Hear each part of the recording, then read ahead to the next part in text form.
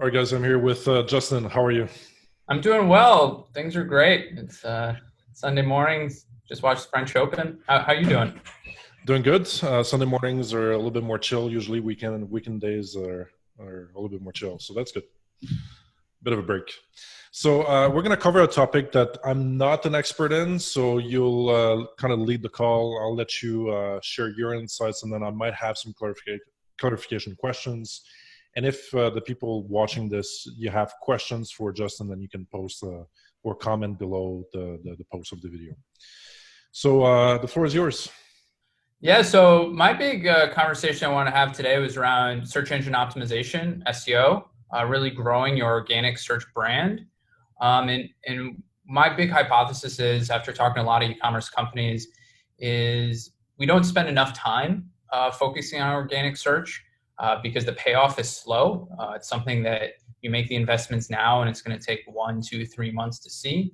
And it's not an immediate return, but that doesn't mean it's not worth it.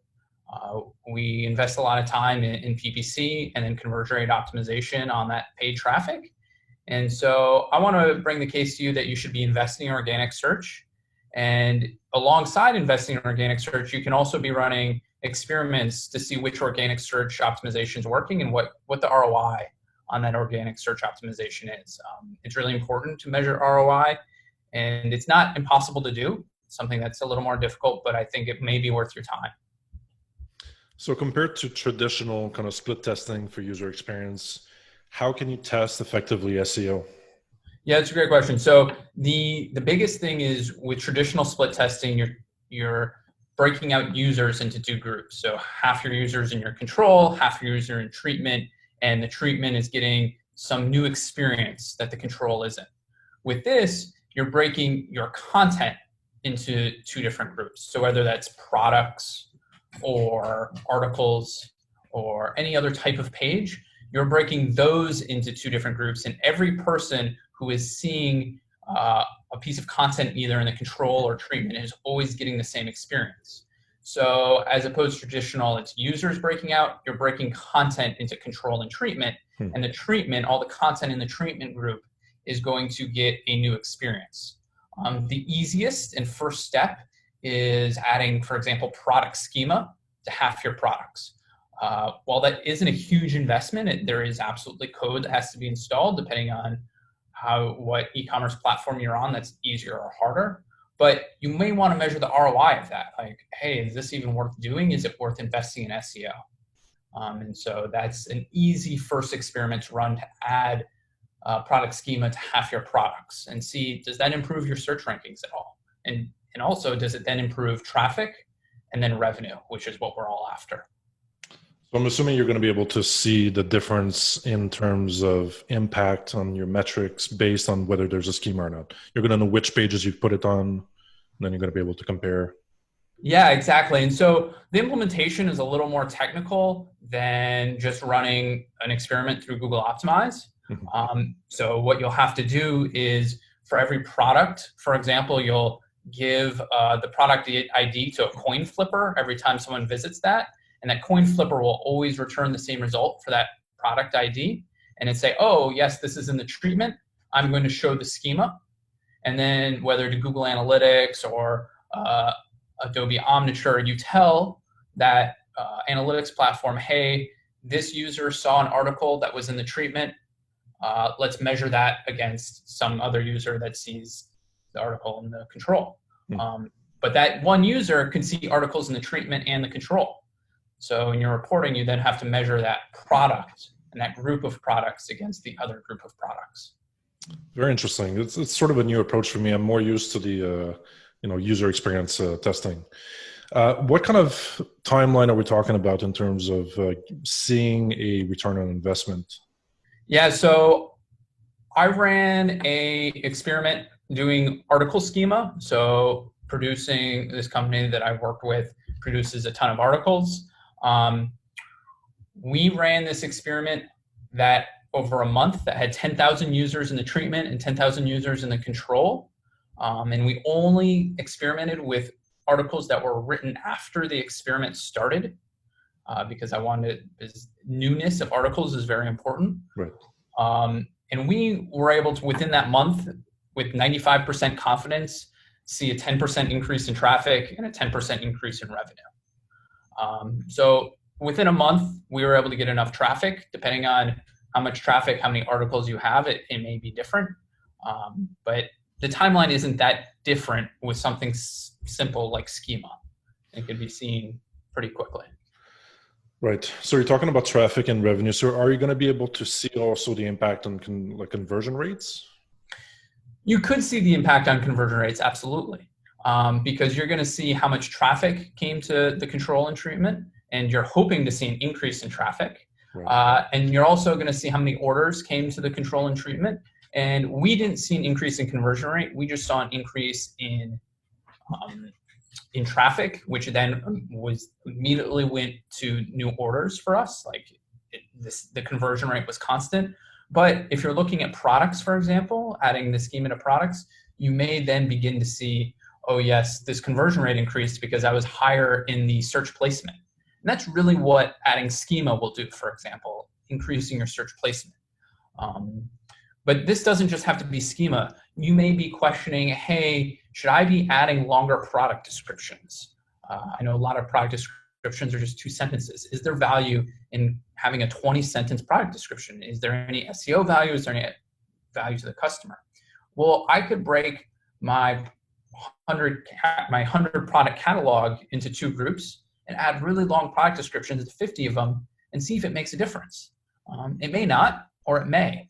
And this would be a great experiment to run in that for those products. Mm-hmm. I can see this in all different types of worlds in e-commerce, really trying to understand what is the value of the investment that I want to make, and should I continue making that investment? Okay, so for people who are not familiar with what you're talking about, where should they start? What would be the first step for them, or maybe the first experiment? You didn't mention the schema, but maybe some other ideas of where to start? Yeah, so first off, I would really begin trying to understand SEO optimization. If you don't understand that, I think 2 great blogs out there are SEO Moz. Rand Fishkin has just done a lot of really great stuff, and start reading him from a entrepreneurial perspective. He just has a lot of great information. SEM Rush blog also has great information on optimizations you can make. And start learning like what optimizations you can make throughout your site and how you can improve SEO throughout your site. Every site's going to be different and your goal is going to be different. I imagine you're probably already spending a lot of money on Google AdWords or Facebook. As you're trying to spend money on Google AdWords, all of those keywords that you're bidding on, all of those products that your products are ranking for, you can be ranking for organically, and start trying to think of ways that you can be the number 1, number 2, number 3 result for that product organically. It's not easy. Product descriptions are going to be a big part of that, adding more meta information around your product. So the easiest experiment to run is probably, as I described, adding longer product descriptions to half your products and measuring that through your Google Analytics. That's pretty much an almost no-code solution. All you have to do is maybe 1 additional Google Analytics call saying, hey, this product had a longer product description, this product had a shorter product description. That's completely no code. I would highly recommend starting with that. Maybe you have a little more coding experience. Maybe you have developers on staff. Adding product schema to your products is a great addition. If you're not doing that already, you probably should. But this methodology allows you to measure what was the impact of that. And should I continue making organic search enhancements? Is this something that I want to continue having my developers work on, or should we only be focusing on conversion rate? Those are the first 2 that I would start with. As you get more advanced, there's things you can do with like product page redesigns. How you design your page is really important to how Google interprets that page. So as you get really advanced, you can change how your product looks within your site to see how Google interprets that. Would you say it's a good practice to test everything, like every change, every improvement that you want to bring in terms of SEO on your store? Should you test everything, or there's some things that are just good practice and you should just do? Yeah, there's probably like 5 best practices that you should be doing. Things like optimize title tags, optimize meta descriptions, and you need to get to like a baseline. But once you've reached that baseline, you need to start measuring the impact you're making and understanding, especially as you grow your team. And the SEO team is going to want to say, hey, we've made this huge impact on the site, but how do they know? And organic search is really hard to know. And testing allows you to measure that and give credit where it's due. Organic search is a slow burn type of thing that may take a month, 3 months, 6 months to kind of realize. And testing allows the organic search team to take credit for that. I think we completely undervalue as an industry organic search. And it's really hard when you have a team because they're making changes constantly and trying to constantly improve things. And they don't see their efforts right away. The PPC team can say, hey, I spent $100 now and I earned us $300 that same day. Like, That's awesome. It's easy. It feeds the ego. It's really easy to do. Organic search, I think we completely undervalue. And so measuring these things helps us value that impact and give credit where it's due because it's not easy to do. And organic search is one of those things that lifts all tides. So if you invest in organic search, it actually brings down your paid costs because Google now says, oh, this is actually what they want to see. And these people are bidding on it. So we're actually going to make their costs lower. And so that's really, really important to really have great organic rankings to supplement your paid traffic. That's a great point. So I know that, most store owners from the group that I've talked with are extremely busy and oftentimes don't even have the time to engage with the group because they're just busy running the business. So if they don't have the time or the energy or the willingness to learn about SEO and the experiments they should do and all that technical stuff as well, is that something you do, or is that something that you know people that do this, or? There's a lot of SEO companies out there who will write descriptions for you, who will write all that content for you. That's not something I focus on. I'm much more on the technical side of, hey, running SEO experiments and helping you set up what that experiment would look like. That's something I'm happy to do.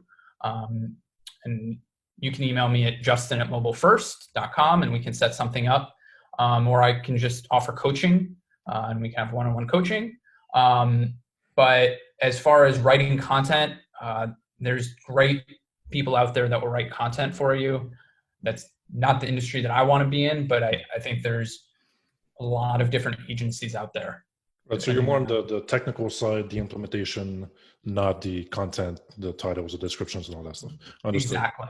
But you are freelance, or you do take some projects. Yeah, exactly. And I'd love to have conversations and help people out. I think organic search is something that doesn't get enough love in our industry, and I'd love to point people in that direction.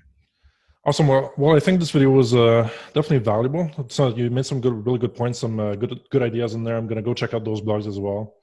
And so for people watching this, if you have questions, just comment below. I think Justin's going to be somewhat available at some point to maybe see the comment and reply. So feel free to ask questions. Thank you so much, Justin, for doing this. That was great. Yeah, thank you. Thanks for your time. I love the group. I love all the ideas that you guys are trading, and I think you're doing great work for the community. So well, you just contributed with 10, 15 minutes of your time. Thank you so much.